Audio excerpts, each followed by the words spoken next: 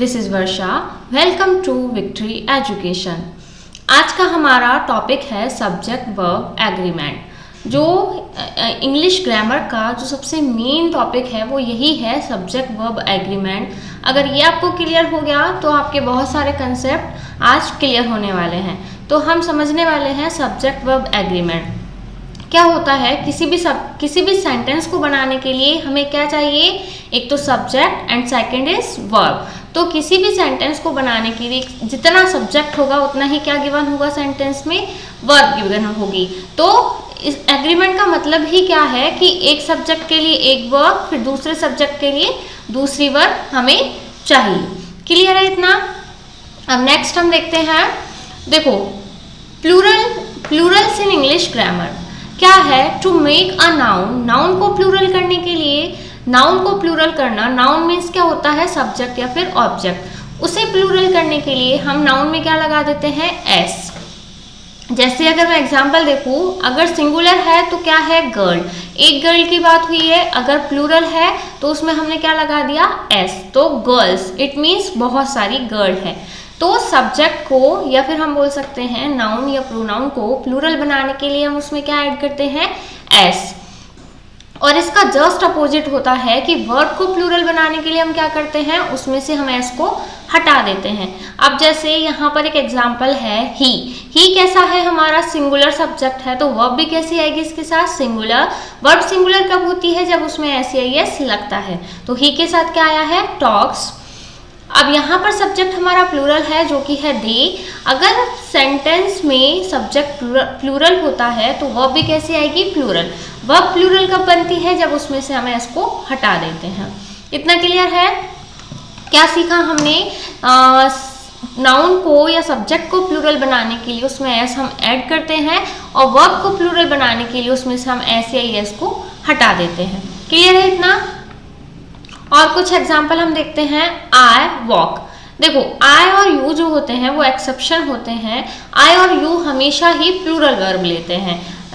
वैसे हमें ये सिंगुलर दिखाई देते हैं, लेकिन ये बिहेव किसके जैसे करते हैं, प्लूरल के जैसे। आई वॉक, इट मीन्स इनके साथ जो वर्ब आती है वो कैसे आती है, plural. I walk, you walk, he she it, ये सिंगुलर है तो इनके साथ क्या आएगा, वॉक्स। वॉक में क्या लग जाएगा, एस। अब यहाँ पर लिखा है जॉ वॉक्स, अब सिंगुलर है तो वर्ब में क्या लगेगा, S. The girl, girl singular है तो भी वर्ब में क्या लगाएंगे हम, एस, तो क्या हो जाएगा, वॉक। क्लियर है।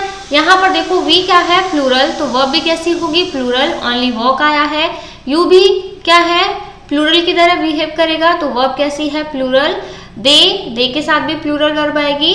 जॉय एंड मायरा, ये दो लोग हैं, तो दो लोग मिलके कैसे हो गए, प्लूरल, तो वर्ब भी यहाँ पर क्या आई हमारी, प्लूरल। द गर्ल्स, गर्ल्स क्या है, प्लूरल, देन वर्ब भी क्या है, प्लूरल। क्लियर है इतना। नेक्स्ट हम देखते हैं और कौन कौन सी वर्ब होती है, do, does, did, has, have, या बी फॉर्म जो भी होती है, इज, एम, आर, वॉज, वर, ये सारी भी वर्ब होती है। इनकी भी हम बात कर लेते हैं। अगर मैं बात करूँ डू या डज की, तो देखो डू हमेशा किसके साथ आता है, डू जो है हमेशा प्लूरल के साथ आता है, तो दे के साथ क्या लगेगा, डू। और अगर सिंगुलर की बात करो तो ही कैसा है, सिंगुलर, ही के साथ क्या आया है, डज। डू डज क्लियर है। अब हम चलते हैं हैज और हैव पर। हैज हमेशा सिंगुलर के लिए यूज होता है, शी हैज, एंड हैव जो है वो हमेशा प्लूरल के लिए यूज होता है, तो दे हैव। अब बी फॉर्म क्या होती है, जो ये इज, एम, आर, वॉज, वर, ये जो फॉर्म होती है ये बी फॉर्म ही होती है। इस किसके साथ आता है, हमेशा सिंगुलर के साथ। ही क्या है, सिंगुलर, तो इस क्या है यहाँ पर, सिंगुलर। शी भी सिंगुलर है तो वॉज। दे क्या है, प्लूरल, प्लूरल के साथ आया है are, and they also plural है, तो प्लूरल के साथ क्या लिखा है मैंने यहाँ पर, वर। क्लियर है इतना। The girl dances. अब देखो एक गर्ल की बात हुई है तो वर्ब कैसी है, सिंगुलर, वर्ब में एस लग गया। अगर यही गर्ल क्या हो जाएगी, प्लूरल। देखो ये गर्ल क्या हो गई, अब प्लूरल हो गई, तो प्लूरल के लिए क्या आया है, डांस। वर्ब कैसी आई है हमारी, प्लूरल। क्लियर है। नेक्स्ट हम देखते हैं रूल नंबर 2 अगर की बात करें तो ये सबसे इंपॉर्टेंट रूल होता है क्या है ये रूल? वर्ड्स लाइक, कौन कौन से वर्ड अगर आपको मिले? Someone, somebody, everyone, everybody, no one, nobody, anyone, anybody, anything, ये सारे शब्द अगर आपको सेंटेंस में मिले तो ये सारे कैसे होते हैं? सिंगुलर। तो इनके साथ वर्ब भी हमेशा कैसी मिलेगी आपको? सिंगुलर। कुछ एग्जाम्पल हम देखते हैं। Everyone is and are requested to attend the dinner party hosted by his principal। अब आपको सिंपली क्या देखना है? क्या गिवन है? एवरीवन। एवरीवन के लिए क्या रूल है? वर्ब हमेशा क्या लगती है? सिंगुलर। तो यहाँ पर हम क्या लगाएंगे? इज, ना कि आर। आर क्या होगा यहाँ पर? रॉन्ग होगा। नोबडी नो या फिर knows that eating chocolate, broccoli, muffins is a good way to provide their bodies with vitamin C.